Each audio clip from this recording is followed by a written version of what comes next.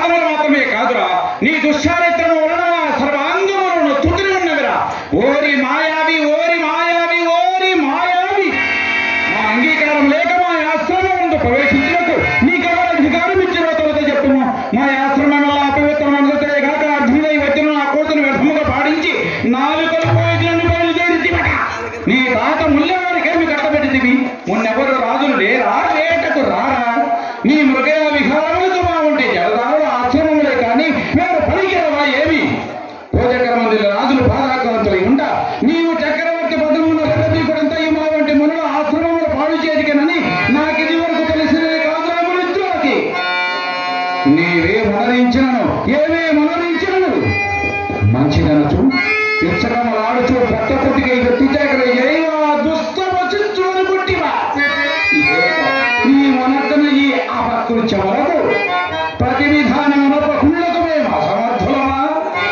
దేవా, ఎరుకక చేసిన మా అపరాధములు క్షమింపుమయ్యా. ఏమి ఎరుకక చేసిన అపరాధమా? అతల, పితల, చుతల, తలాతల, రసాతల, మహాతల, పాతాలమున్న లోకములన్నింటినీ నా కనుసన్నలతో గడగడలాడించి సృష్టికి ప్రతిసృష్టి చేసిన అపరబ్రహ్మ అయిన ఈ విశ్వామిత్రుడే ఎరుంగరా? దేవా, అపరబ్రహ్మలు తెలుసు కదా?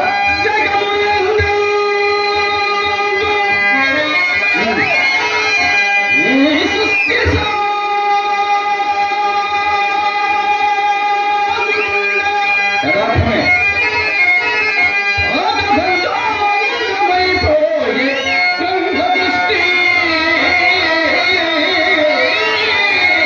అవును, జయజమునా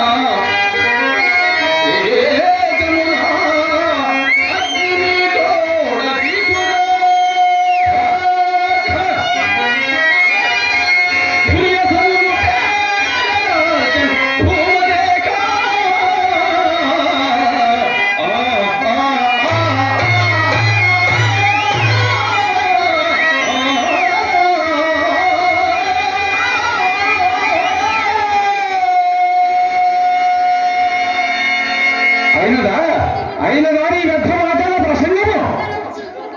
ప్రత్యక్షమైన వినయ స్వరణము, పరోక్షమైన నిందా పరిభాషణము. నేను అపరబ్రహ్మనని అగ్నిమా తేజమునకు ధీడువాదని నిజముగానే వెరింగిన వాడవే అయినతో ఎండకన్నెరిగిన సుకుమార శరీర లతామ తల్లి గాన కళా విలాసినీయగున మధ్యలో కూతురు ఎన్నడు రాని రాజుడి వచ్చి తిరిగి ఇంత వరాల గొప్ప ఒలికితోని గంపెడే పరాస్తో పరిగెత్తుకుని వచ్చినందుకు